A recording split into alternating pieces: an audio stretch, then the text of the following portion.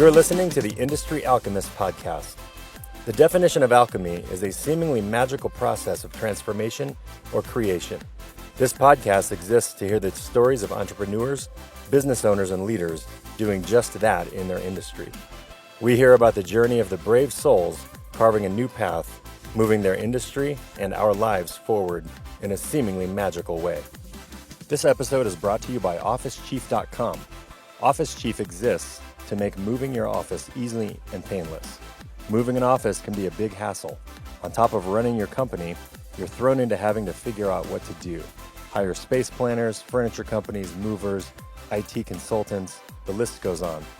It only takes 2 minutes to create a profile, and Office Chief gives you a step-by-step action plan and connects you with the top vendors in your market. Moving your office? Log on to OfficeChief.com and make it easy.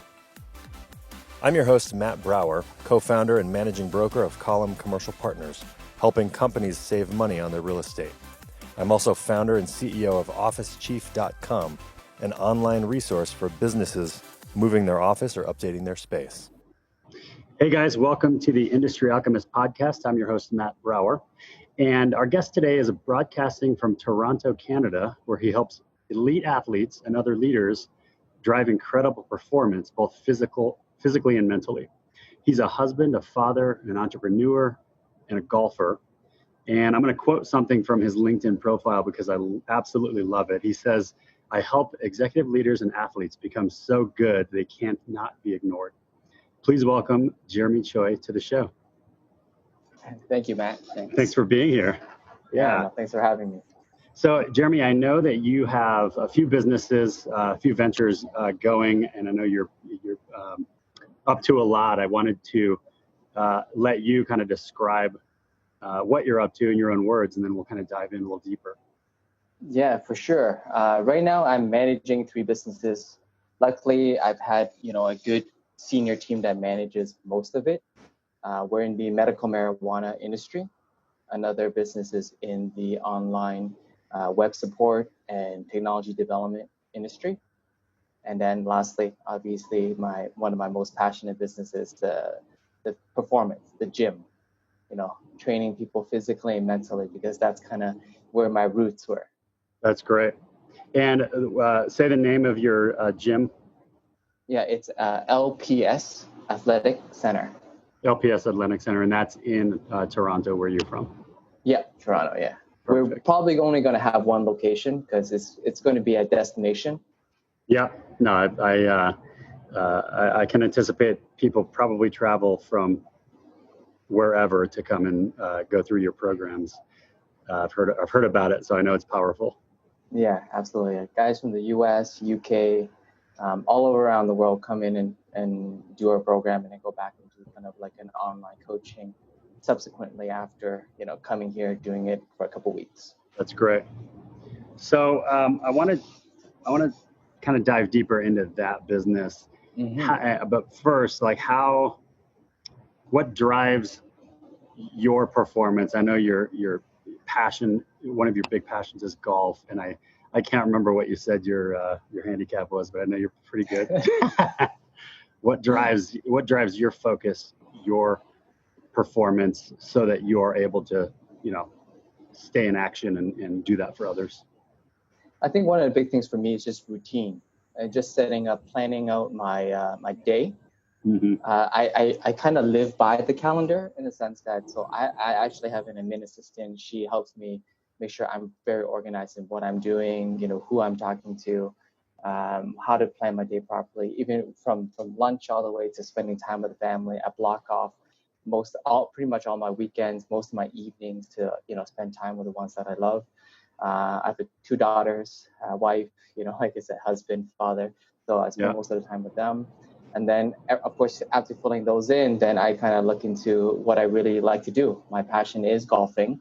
I'm a 6 handicap right now, but looking to get down to a 0 or a positive. Maybe one day aspire to, play on the seniors tour or whatever the case might be. But definitely golf really drives me because it's just competitive in nature. I've always been kind of a basketball, soccer, and tennis guy when I was growing up. But nothing I started golf probably about 10 years ago, and my dad kind of introduced me to it. But ever since playing golf, I realized that it doesn't really matter so much about the age. It's a game that always humbles you all the time. It's a small little ball, that's stationary, that for some odd reason you can't hit it straight all the time. Yeah, it is. I haven't played for a couple of years, to be honest with you, but I put a lot of time into it prior to that. Mm-hmm. And it's frustrating and hard not to love, and just a great way to connect with people in general. I know it's obviously it's the way a lot of people just do business development, developing relationships. So it's very important in the business community. Mm-hmm. I found that actually being on the golf course with someone that you potentially want to do business with, you can actually see a lot of personality. You can see how they react to potentially adversity, how they react to success, how they react to different playing partners, what they say, what takes them off, what doesn't. Like you can see, their true personality on the golf course. And it's not so much doing the business, it's actually finding out who you're going into bed with. Yeah, that's a great point. You really get to see all facets of somebody's personality, how they're going to act under pressure and things like that. Yeah. That's great. So let's talk more about routine. Sounds like you have dialed in, like taking control of one's calendar is probably one of the biggest things business leaders or really anyone has to try to manage. Sounds like you have that pretty well figured out, and you utilize your assistant for that.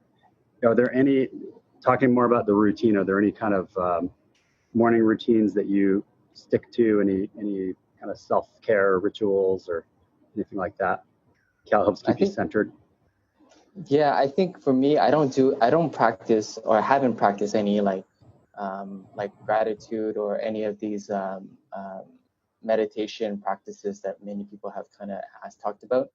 Mainly in the morning when I wake up, my routine is I always have to fix the bed. Everything has to be proper. Everything has to be clean. Maybe a little bit of the OCD in me kind of kicks in. Yeah. But in order for me to start my day properly, I have to have things around me that are clean and tidy. Second thing I would probably do is work out or focus on one thing I really want to get done today. Every day, I usually have a list of 3 things I really, really want to get done. And I usually try to go and tackle maybe the hardest one first. I'll wake up at 6 in the morning. My kids will probably wake up around 6:37, but I go from 6 to 8 to tackle something very important. Or on alternative days, I would actually work out just to get my day started. Yeah. Oh, sorry. Go ahead.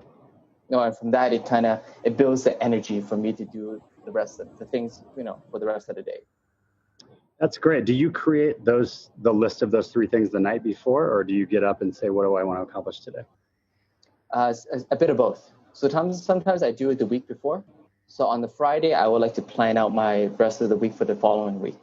And oftentimes, of course, certain fires, certain, things come up that take importance, right? Like certain things that are completely urgent and stuff. Right. So those are the things that you can kind of put in there, as a replacement. But usually out of the list of 3 things, one thing is kind of like the most important thing. So for example, right now, my number 1 most important thing is actually finishing up our book. We're writing a book, me and my partner, we're writing a book. And every day I'm trying to edit or go through at least 1 chapter.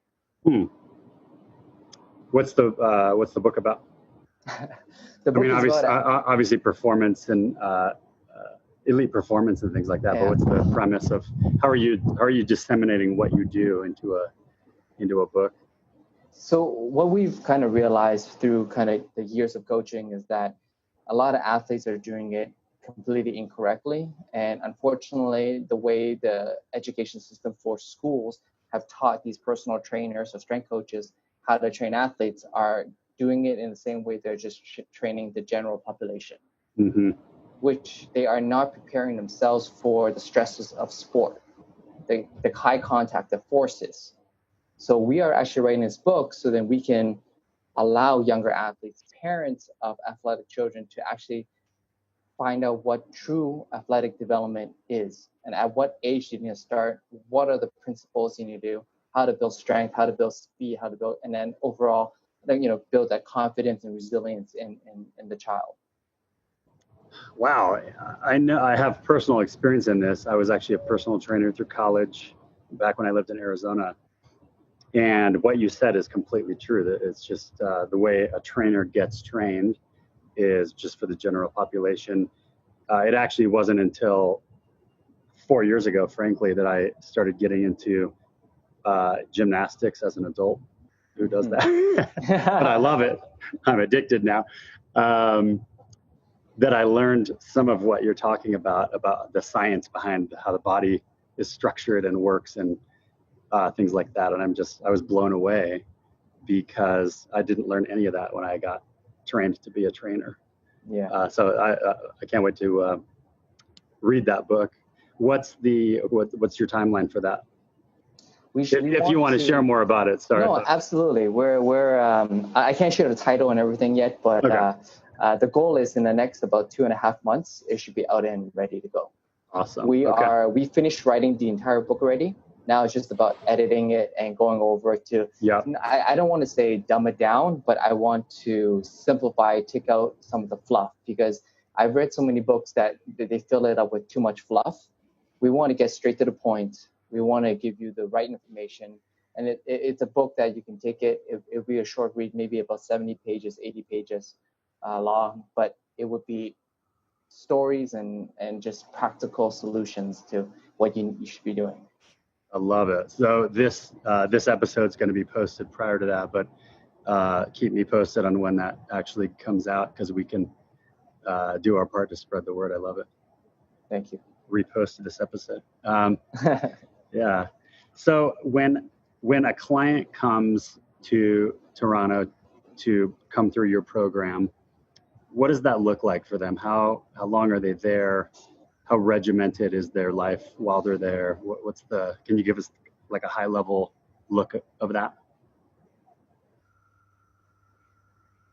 Yeah, absolutely. Especially when athletes come from, let's just say, the US or the UK, they typically stay for about 2 weeks all the way up to like a month.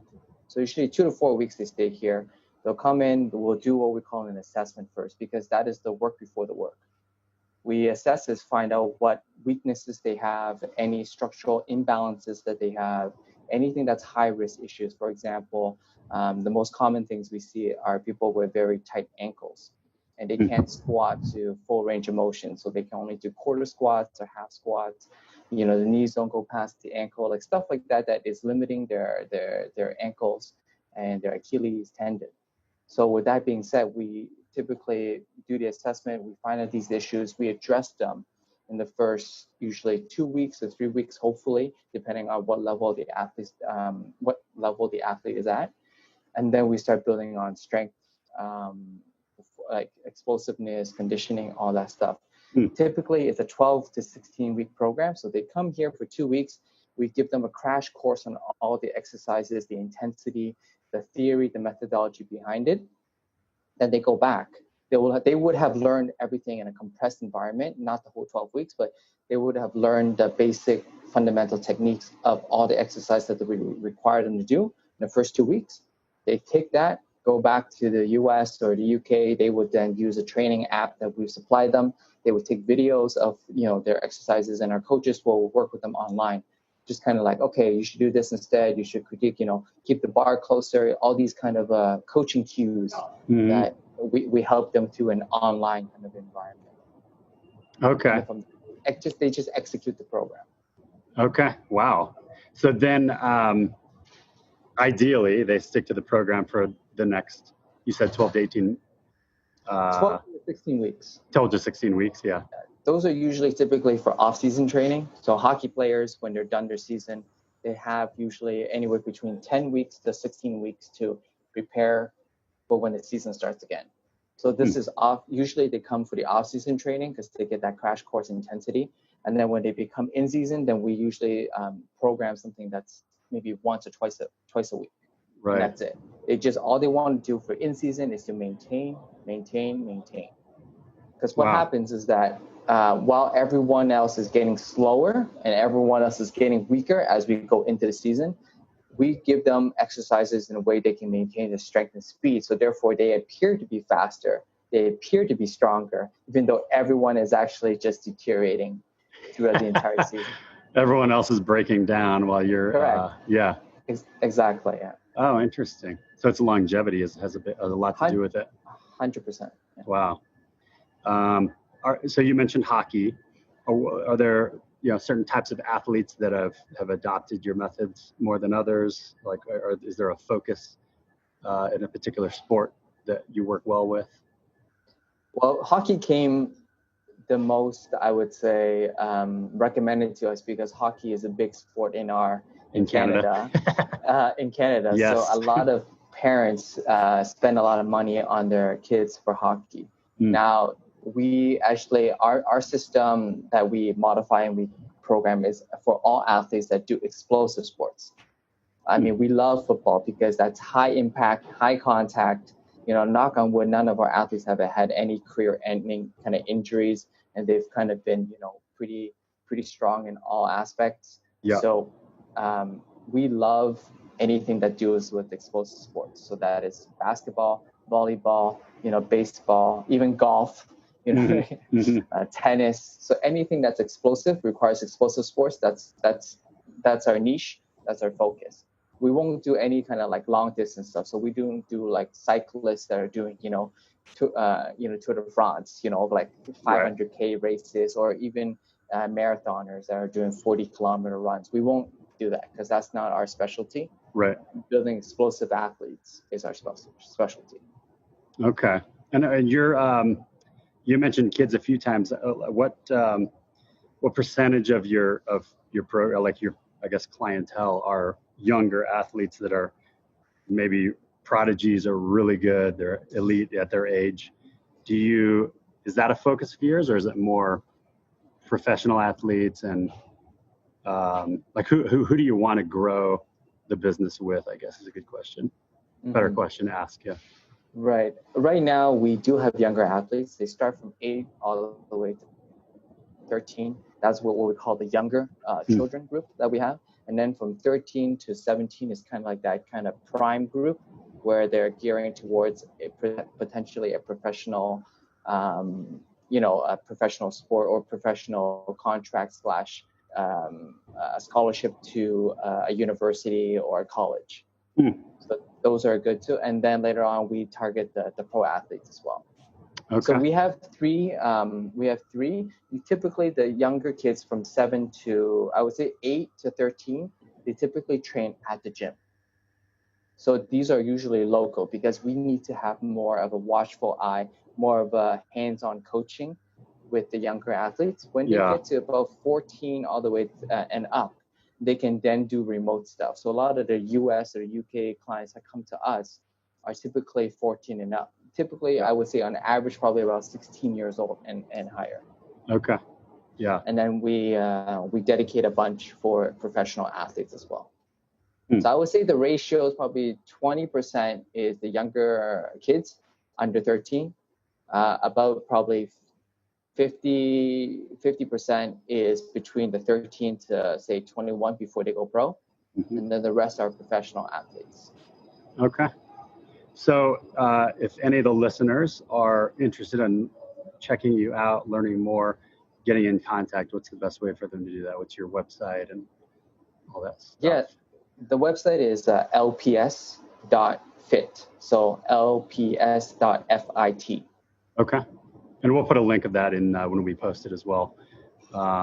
That's the best. So there's links to get in contact with you, see the facility. That's great. Thanks for that. That's great. Yeah. So let me transition to just kind of more personal questions. I always like to kind of hear what makes, you have 3 businesses, you're writing a book. I always like to find out what makes a person want to take all that on and drive results, right? So just a few, kind of off the cuff questions here, rapid fire before we wrap up. Are there any books or podcasts or anything like that you've read, heard, that have been very impactful in kind of shaping who you are and what you're doing in the world? Right now, in terms of creating systems, I would say Traction, which has the EOS system. So we implement that in our in the gym, and maybe other businesses as well. I've been reading the 22 Immutable Laws of Branding. I think that was by Alan Reese, or I think I forgot the first name. I could have been wrong, but it's something Reese, Al Reese or something like that. Okay, I've heard of that book. Yeah, it's the way we market. It's kind of changed the way we kind of redefine our brand and how we market to the rest of the world. So that's been really good. Wow. Okay. And I'm trying to think. The four is it the 5 disciplines or 4 disciplines of by I think it's Stephen Covey. It's been a while since I read it. I still have the audio book. I know you're talking about. That one is good because it tells you about, that kind of focus, doing the one thing, tackling, the important things first. Not the 7 Habits of Highly Effective People was, I think, his first book, but I think he has done another one that's. Yeah. I can't remember the name of it off the top of my head.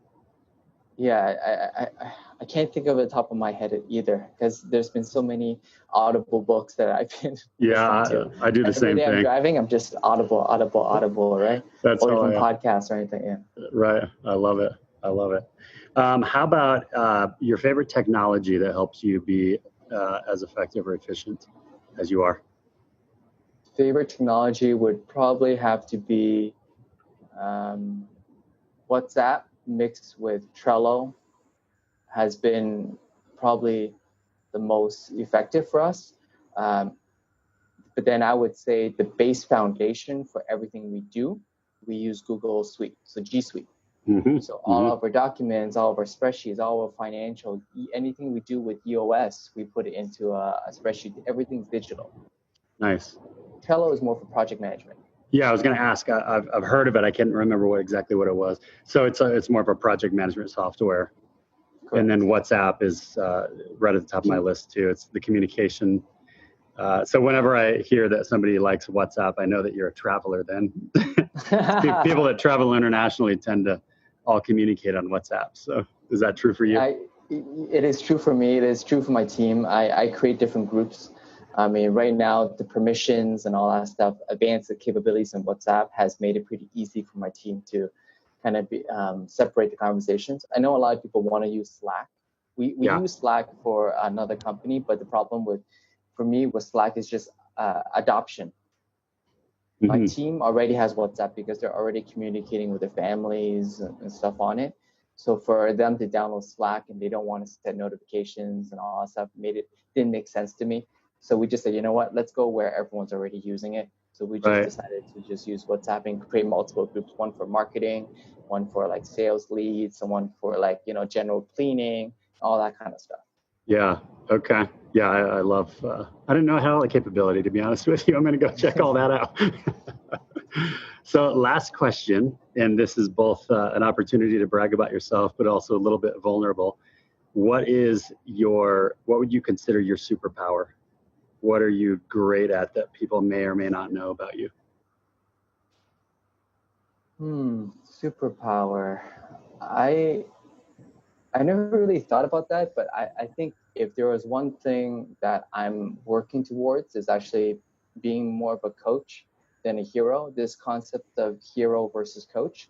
A hero goes around solving everyone's problems.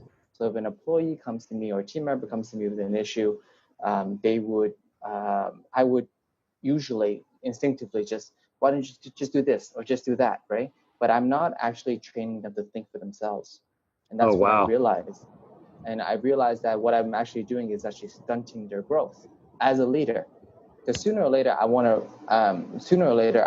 them to be leaders within the organizations and train other people, inspire other people, and build up the team. Because it can't be just me solving everybody's issue. If I died tomorrow, what would happen? Right? So I've been transitioning to that kind of a coach, and what that kind of entails, I mean, I've been practicing it for several years now, but when someone comes to me with an issue, I never solve it for them anymore. I just ask them, well, what have you thought about? In what ways what do you think is a good way to solve this problem? Come to me with at least 3 solutions. And now teams come to me with solutions, and hey, I have this problem. I thought about doing X, Y, Z, and I thought, either X, Y, or Z are probably solutions that I probably would have thought of anyways. So now I'm actually enabling them to think. I'm enabling them to make decisions properly. So they're not handcuffed. And now they're also growing as individuals, because if they can do it in this realm, they can do it in their personal life. They can do it in, the family life, whatever the case might be. Whatever. Yeah. I love that. It's incredible. Great advice and way to wrap this conversation. That's awesome, man. I appreciate your time today, and great to learn more about your program. We're going to post links, tag your company and everything, so people can definitely get a hold of you. And do keep us posted about the book as you get closer to having it published. Definitely want to read that. For sure. You'll definitely be one of the first ones to know, Matt. Awesome. Hey, thanks, Jeremy. Enjoy the rest of your afternoon. Okay, thanks. Have a good one. You too. Okay, bye.